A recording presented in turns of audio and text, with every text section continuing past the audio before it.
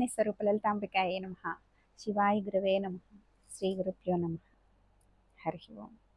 స్వగురు పరమగురు పరమేశ్వరి గురు శ్రీహాసిని స్వరూప లలితాంబికాయే నమః. ఇంత ధైర్యంగా ఎవరైనా చెప్పగలరా? మీ రాధమ్మ ఒక్కతే చెప్పగలదు. ఎందుకంటే ఇప్పుడు గురువులు దొరకటం ఈజీ అయిన కాలంలో గురువు యొక్క ఇంపార్టెన్స్ ప్రజలకు ఎంతవరకు తెలుస్తుందో నాకు తెలియదు కానండి, అమ్మే గురువుగా మారిపోయి నాకు అమ్మే బీజాక్షరాలు ఇచ్చి అవి బీజాక్షరాలని కూడా తెలియకుండా అమాయకంగా వెళ్ళవేస్తూ ఉంటే ఈరోజు ఎంతో మందికి కనీసం 500-1000 మంది దాకా అమ్మ చెప్పి నా ద్వారా చెప్పించే మాటలు ఎంతో మందికి అర్థమవుతున్నాయి అని అనుకుంటూ అమ్మ నా చేతి ఏం చెప్పించాలనుకుంటున్నారో అమ్మవారి భక్తులకి అని అనుకుంటూ ఈరోజు అమ్మ గురించి 4 మాటలు చెప్పాలనిపిస్తూ మీ ముందుకు వచ్చిన అమ్మకి శేషవస్త్రాలు కొద్దిగా సపోర్ట్ కోసం పెట్టిన కొన్ని చీరలు, స్టాక్ వచ్చిన వెంటనే తీసిన కొన్ని చీరలు ముందుగా చూపించేసి తర్వాత 4 కబుర్లు అమ్మ గురించి చెప్పుకుందామండి. అమ్మ గురించి ఇంత ధైర్యంగా అంత అత్యున్నతమైన విషయాలు చెప్పగలుగుతున్నామంటే పర్సనల్గా ఎక్స్పీరియన్సెస్ లేకుండా బుక్ నాలెడ్జ్తో అయితే చెప్పలేమని మాత్రం అర్థం చేసుకోండి. అమ్మ భక్తులు ఎవరైనా సరే అమ్మ దగ్గరికి చేరాలి అని అనుకునే వాళ్ళు ఎవరైనా సరే నేను చెప్పే మాటలు ఖచ్చితంగా అర్థం చేసుకుంటారు అని అనుకుంటూ, కేవలము నేను చెప్పే మాటలు అర్థం కాకపోయిన వాళ్ళు చీరలు అయిపోయిన తర్వాత నేను లాస్ట్ ఇయర్ చూపించేసిన తర్వాత అయిపోయినాయి అని చెప్తాను. మీరు తర్వాత నేను చెప్పే మాటలు వినక్కర్లేదు. కానీ కేవలము అమ్మ గురించి చెప్పమ్మా అని అడిగే వాళ్ళు కొంతమంది ఉన్నారు. చిన్నపిల్లలు ఉన్నారు, పెద్దవాళ్ళు ఉన్నారు, తల్లులు ఉన్నారు, బాగా పెద్దవాళ్ళు ఉన్నారు. వారందరూ మాత్రం చీరల కంటే ఎక్కువ చీరలు ఇంపార్టెంట్. ఎందుకంటే అమ్మవారి శేషవస్త్రాలు సాక్షాత్తు ఆ పరబ్రహ్మ స్వరూపిణి లలిత పరదేవత శ్రీహాసిని స్వరూపంలో నా ఇంట్లో వేంచేసి ఉన్న ఆ తల్లి ధరించిన శేషవస్త్రాలు ఏ భాగ్యవంతులకి వెళ్తాయో అది అయిపోయిన తర్వాత నేను 4 కబుర్లు అమ్మ గురించి తెలియచేయాలనుకుంటున్నాను. ఎందుకంటే ప్రత్యేకంగా వీడియోలు చేయలేకపోతున్నాను కదండి. అందుకని ఈ వీడియోలోనే అమ్మ గురించి చెప్తాను. ముందుగా అండి, నేను పట్టు చీరలు కట్టినప్పుడు ఇంతకు ముందు కూడా నేను ఒక వీడియోలో చూపించడం జరిగింది. పాదాల దగ్గర పెట్టిన చీరలు కానీ కింద సపోర్ట్కి వేసిన చీరలు కానీ వస్త్రం సమర్పయామి అన్నప్పుడు మాత్రం కడతాను. కొన్ని కలిసినవి అవి ఇంక తెచ్చేసాను ఎలాగూ. ఎందుకంటే మన దగ్గర చాలా కలర్స్ ఉంటున్నాయి. అమ్మకి ఏ కలర్ కట్టాలో తెలియట్లేదు కదా. ఒకసారి చూపించేసి అమ్మను ఊహించేసుకున్న తర్వాత మళ్ళీ అదే చీర ఎందుకు, కొత్త చీర అమ్మకు కట్టచ్చులే అన్నట్టు ఇవి మాత్రం పాదాల దగ్గర పెట్టేసిన చీరలు అండి. నేను ప్రత్యేకంగా మొన్న పూజల్లో అవి కూడా కొన్ని నేను అనుకుని చేసుకున్నప్పుడు అమ్మవారి పాదాల దగ్గర పెడుతూ ఉంటాను. అలాగా పెట్టినవి కట్టనండి నేను. లేదంటే పట్టు చీరలు లోపలికి నొక్కుపోతాయన్న ఉద్దేశంతో ఇప్పుడు కూడా 2 పట్టు చీరలు, పోచంపల్లి పట్టు చీరలు ఉన్నాయి. అవి నేను ఇవి పడిన రేటు కంటే తక్కువకే ఇస్తాను. తక్కువకి ఇస్తున్నాను కదా అని చెప్పేసి మాత్రం నా చేత్తో వచ్చింది అంటే సాక్షాత్తు అమ్మవారు సేవ చేస్తూ అమ్మ అయ్యా ఇద్దరి సేవలో తరిస్తున్న ఈ చేతులతో మీ చేతికి వచ్చిన ఈ చీరలు పవిత్రంగా భావించి మీరు వీటికి విలువ ఇవ్వండి అని కూడా తెలియజేస్తున్నాను. తక్కువ రేటుకి వస్తుందని మాత్రం ఎట్టి పరిస్థితిలో కొనుక్కోవద్దు. మీకు భక్తి ఉంటే మాత్రమే వీటిని తీసుకోండి. సో ఈ చీర నేను ఇంకా చూపించదలుచుకోలేదు. ఎవరికైనా నచ్చితే ఇవి కంచిపట్టులో పవర్ లూమ్స్ అండి. నేను ఇంకా మనది ఇక్కడికి పెట్టేసిన తర్వాత వచ్చేసి ఏది చేతికి దొరికితే ఆ చీర ఎదురుగుండా ఏది కనిపిస్తే ఆ చీర తీసుకుని పట్టుకెళ్ళిపోయి అమ్మ దగ్గర పెట్టేస్తాను. పొద్దున్నే వస్తాను అమ్మకి చీర మార్చాలన్నా, అమ్మకి చీర సరిపోలేదు. ఇప్పుడైతే లక్ష్మీ సరస్వతులు ఇద్దరికి అలంకరించిన చీరలు, లలితాదేవికి అలంకరించిన చీర ఇవన్నీ కూడా ఉన్నాయి. ఈరోజు కొంచెం ఖాళీగా ఉంది కదా, 4 చీరలు ఉన్నాయి. ఇవి చేసేస్తూ ఒకవేళ అవసరమైతే అవి ఈ వీడియో మీ ముందుకు వచ్చేసరికి ఆ చీరలు కూడా మారిపోయి ఉంటాయి కాబట్టి ఆ అలంకారం చూపించేస్తాం మీకు. అవి కూడా ఇందులో యాడ్ చేసేస్తానండి. ఇప్పుడైతే మాత్రం ఈ చీర పళ్ళు అంతా రిచ్ పళ్ళు వచ్చిందండి. రామనీలం లేదంటే ఏమంటారు, ఇది ప్లెయిన్ బ్లౌజ్ అండి. ప్యారెట్ గ్రీన్, ఇది ఎవర్ గ్రీన్ కాంబినేషన్ అయితే మనం చూడాల్సిన అవసరం లేకపోతే ఈ కలర్ కాంబినేషన్ తీసేసుకోవచ్చు. ఈ చీర ఎవరికైనా నచ్చితే, ఇది కేవలము అమ్మ పాదాల దగ్గరికి మాత్రం వెళ్ళిన చీర అండి. ఎవరికైనా నచ్చితే తీసుకోండి. ఇంకా అందులోనే ఇదొక చీర. ఇవన్నీ నేను కట్టేద్దాం ఎందుకో అలా పాదాల దగ్గర పెట్టడం వల్ల కట్టబుద్ధి కాక తీసుకొచ్చేసిన చీరలే. ఇది రెడ్ అండి. ప్లెయిన్ రెడ్, చీర అంతా నాచు కలర్ అండి. ఇవి ఒక్కొక్కసారి నేను ఇవి వెళ్ళకపోయినా మళ్ళీ లక్ష్మీ సరస్వతులకి అలంకరించవచ్చు. నేను ఉన్నాయి కదా, స్టాక్ చాలా ఉంది కదా, ఎవరైనా కట్టుకుంటారులే అన్నట్టు. వీటికి మరీ ఎక్కువ నిష్ఠలు పాటించాల్సిన అవసరం ఉండదండి.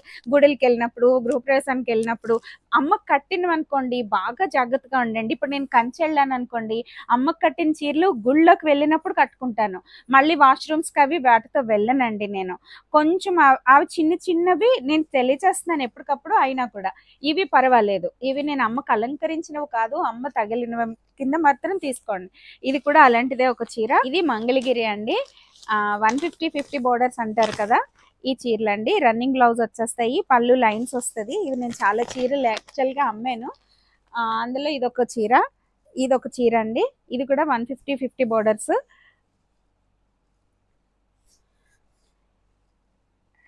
క్యాజువల్గా కట్టుకోవచ్చండి. ఇవి అమ్మకి ఎప్పుడైనా సరే అండి, స్టాక్ వచ్చిన వెంటనే ఫస్ట్ ఒక చీర తీసేస్తానండి. ఏదైనా సరే ఒక 10 చీరలు వచ్చింది ఏదైనా ఏ పక్క నుంచి అయినా అంటే అందులో ఖచ్చితంగా ఒక చీర అమ్మకి వెళ్ళిపోతుంది. సిల్క్ చీరలు కూడా ఉంటాయి. ఏంటి ఇలాంటి చీరలు అమ్మక కడతారా అని అడగండి. కట్టను. సిల్క్ చీరలు 2-3 చీరలు తీసాను.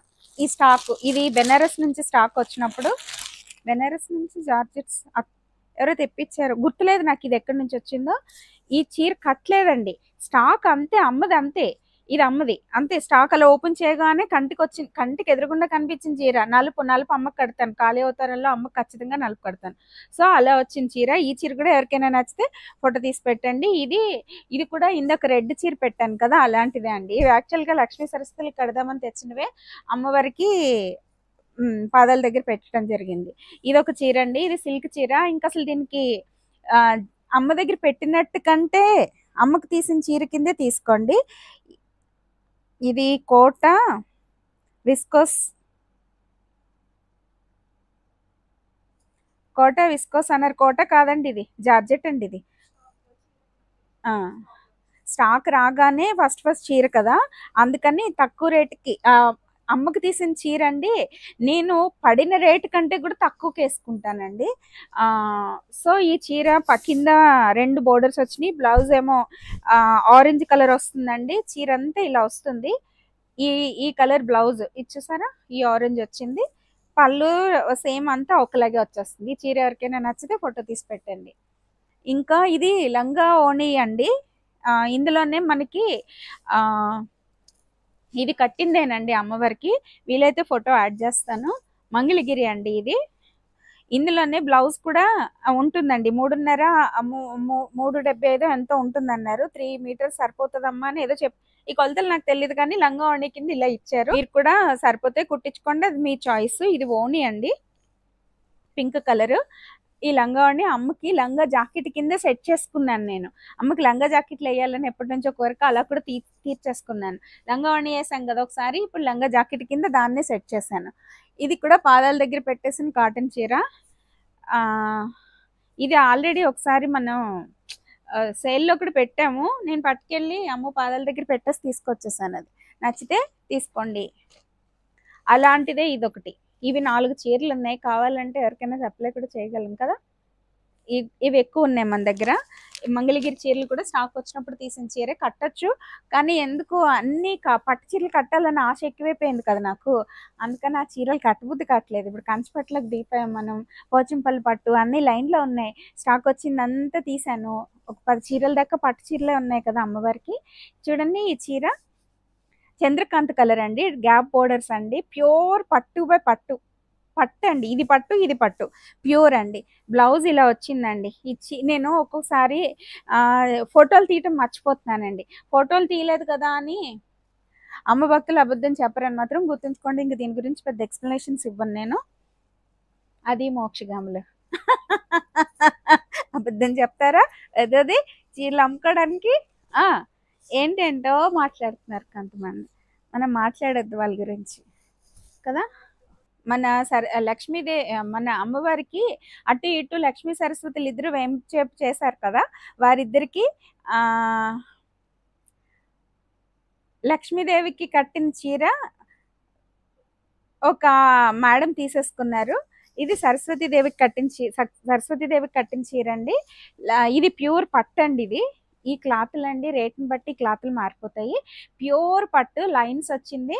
చీర అంతా బుటీస్ వచ్చిందండి. పళ్ళు లేనేమో గోల్డ్ బుటీస్ అండి. చీర మొత్తం ఏమో ఇలా పింక్ బుటీస్. అసలు నేను ఇవి మీకు చూపించడం కూడా చూపించలేదు, ఎందుకంటే అమ్మలకు కట్టి చూపించడం ఎందుకులే అన్నట్టు చూపించలేదు. అమ్మవార్లకి కట్టినా కూడానండి ఊడిపోకుండా ఉండడం కోసం పిన్నులు పెడతా ఉంటాను నేను. సో ఈ పిన్నులు అప్పుడప్పుడు ఎక్క పెడితే అక్కడ అలా పెడతా ఉంటాను అనమాట. ఈ చీర చాలా అంటే చాలా బాగుంది. ఎవరికైనా నచ్చితే ఫోటో తీసి పెట్టండి.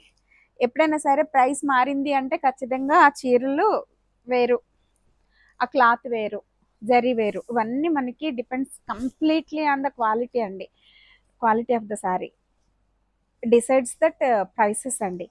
సో ఇదొక చీర అండి, ప్యూర్ పట్టు. మన నవరాత్రులు అయినాయి కదా, అప్పుడు నేను అమ్మవారికి అలంకరించిన చీర.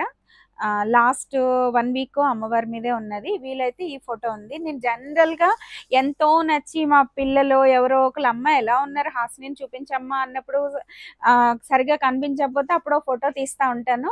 ఆ తీసిన ఫోటోలు ఉంటేనే మీకు యాడ్ చేయగలుగుతున్నా. మీ మధ్య అమ్మకు ఫోటోలు తీయించడం తగ్గించేశాను. తీస్తే ఎప్పుడైనా నాతో పాటు వీడియో తీస్తున్నాను తప్పితే, ఫోటోలు దొరికితే యాడ్ చేస్తాను, లేకపోతే ఇది నవరాత్రుల్లో అలంకరించిన చీర ప్యూర్ పట్టండి. అమ్మకి పింకులు రెడ్లు ఇష్టం కదా అని నేను కూడా ఇవే. ఇది కూడా ఆ చీరలాగే గ్యాప్ బోర్డర్స్ వచ్చిందండి. కొంచెం కలర్ మాత్రం ఎక్స్ట్రా కలర్ ఇచ్చారు దీనిలో. చీర మధ్యలో అంతా గోల్డ్ బుటీస్ ఇచ్చారు. బ్లౌజ్ ఏమో ఇలా వచ్చిందండి. చాలా అంటే చాలా బాగుంది. ఇది మాత్రం శ్రీహాసిని అమ్మవారు లలిత స్వరూపంలో అలంకరించుకున్న చీర అండి. ఇక్కత్ పట్టు అండి, పోచంపల్లి పట్టు. దీనిలో బ్లౌజులు కట్ చేయలేదు నేను, ఎందుకంటే బ్లౌజులు ఎక్కడో పడేస్తున్నాను. ఇదే పళ్ళు, ఇదే బ్లౌజ్ అండి. చాలా బాగుంది. అమ్మ కూడా చాలా బాగున్నారు. గంగా జమున బోర్డర్స్, పైన గ్రీన్, కింద ఎల్లో. చాలా రోజులు అయిపోయండి, పక్కన ఇలా పెట్టేస్తాను కదా నేను, నలిగిపోయినవి. ఇస్త్రీ చేయించి పంపంటారు కానీ డాక్టర్ గారు వద్దు, నేను ఇలా కొనుక్కున్న వాళ్ళు అమ్మ ఒంటి మీద నుంచి అలా మీ ఒంటి మీద పెట్టుకున్నట్టు ఉంటే ఆ ఫీల్ వేరు కదా. ఎప్పుడైనా అండి మనం కట్టి కట్టి కట్టి అమ్మని మనమే అమ్మలమైపోతామండి. అమ్మలో ఉన్న ఆ ప్రేమ, కరుణ, మనలో ఉన్న దుర్గుణాలన్నీ పోయి అమ్మ లక్షణాలన్నీ మనకు వచ్చేసి మనం అమ్మ స్వరూపాల కింద మారిపోతామండి. అందుకే అమ్మ నామంతో ప్రతి క్షణం నిజంగా అండి. అజ్ఞానము అంటేనే మనం ఇప్పుడు సపోజ్ ఒక అమ్మని కుల స్వరూపిణి అంటారు. అంటే అమ్మకి కులం కాదు అక్కడ ఆపాదించటం, మనలో ఉన్న కుండలిని శక్తిని మేల్కొల్పడం, దాన్ని కులం అంటారండి. దానికి సంబంధించి నేను యాక్చువల్గా ఒక్కొక్క చక్రం దగ్గర అమ్మవారికి ఏమేమి పెడతారు నైవేద్యాలు అన్నది ఒక వీడియో చేయాలని అనుకుంటున్నాను. షట్చక్రాలకు సంబంధించిన నైవేద్యాలు, నేను చేసే విధానంలో నైవేద్యాలన్నీ మీకు వీడియోల కింద చేస్తాను. అమ్మవారు మనలో ఉన్న అజ్ఞానాన్ని తొలగించి జ్ఞానపు వెలుగులు మనలో నింపాలి అని అమ్మవారిని వేడుకుందామండి. అజ్ఞానము అంటే ఈ జీవితంలో బ్రతకడం, డబ్బులు పోగేసుకోవడం, లేదంటే ప్రేమలను పోగేసుకోవడం, జనాన్ని పోగేసుకోవడం, ఇది అజ్ఞానం అండి. జ్ఞానము అంటే అమ్మ అంటే ఏంటి, అమ్మ ఎలా ఉంటారు, అమ్మ మనలో నిండిపోతే మనం ఎలా ఉంటాము, అమ్మ దగ్గరికి చేరాలంటే మనకి ఎంత జ్ఞానం కావాలి, ఈ మాయ నుంచి తప్పించుకోవడమే జ్ఞానపు వెలుగులండి. ఆ జ్ఞానపు వెలుగులు నా శ్రీహాసిని అమ్మవారిని నమ్ముకున్న వాళ్ళందరికీ అమ్మ పంచిపెట్టాలని, తన కిరణాలన్నీ, ఆ తేజోమయ మూర్తి యొక్క కిరణాలు ఎక్కడెక్కడున్న శ్రీహాసిని స్వరూప అమ్మవారి భక్తులందరి మీద ప్రసరింపచేసి వారికి ఉన్న ఈ మాయ నుంచి తప్పించుకునే విధంగా వారికి సహాయం చెయ్యాలని నేను మనస్ఫూర్తిగా నా అమ్మవారిని కోరుకున్న సందర్భంగా అండి 1-2 మాటలు కూడా చెప్పాలని అనిపించింది. ఎప్పుడైనా సరే పూజలు, వ్రతాలు, నోములు ఇలా ఆడవాళ్ళంతా వాటిల్లో పడిపోయి అసలు గమ్యాన్ని మర్చిపోతున్నారేమో అని నాకు అనిపించింది. ఈ పూజలు చేసేసాను, ఆ వ్రతాలు చేసేసాను, ఈ బొట్లు పెట్టేశాను, ఆ ముత్తైదువులు పిలిచేశాను, ఇవన్నీ మన జీవితంలో ఒక భాగమే. కానీ జీవిత గమ్యం మాత్రం అమ్మవారు అని మాత్రం ఆలోచించుకుని అర్థం చేసుకోవడానికి ట్రై చేయండి అని తెలియచేస్తున్నా. ఎప్పుడైనా సరే మీ జీవితం ఎలా గడిచిపోయిందో మీరు వదిలేసేయండి. కనీసం మీ భవిష్యత్ తరాలు అంటే మీ బొజ్జులో పుట్టిన చిన్న పిల్లలకి చిన్నప్పటి నుంచి భక్తి భావాలు నేర్పించండి. మీరు ఏది చూపిస్తారో వాళ్ళు అదే నేర్చుకుంటారు. మీరు సీరియల్స్ చూపించారంటే వాళ్ళు సీరియల్స్ లో క్యారెక్టర్స్ లా తయారవుతారు. క్యారెక్టర్ ఆర్టిస్టుల కింద తయారవుతారా, లేదంటే చూడండి ఇప్పుడు శంకర విజయేంద్ర సరస్వతి స్వామి వారు చిన్న పిల్లాడిని పెట్టిన పీఠాధిపతి కింద నియమించారు కదా.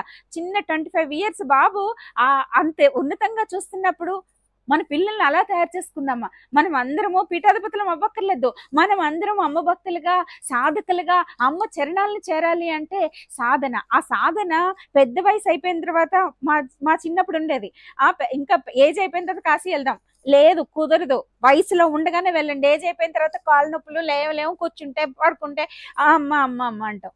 లేదు, చిన్నప్పటి నుంచి నేల మీద పడుకోవడం అలవాటు చేయండి. ఎందుకు పరుపులు ఎందుకు ఇవ్వాలి? నేను నేల మీద పడుకుంటాను, హాయిగా నిద్రపోతాను, నాకు సంబంధం లేదు, నాకు ఈ శరీరంతో సంబంధం లేదు. ఇన్ని మేకప్ వేసుకుని, ఇన్ని పట్టు చీరలు కట్టుకుని, ఇన్ని కబులు చెప్తుందా మీ రాధమ్మ వేరు.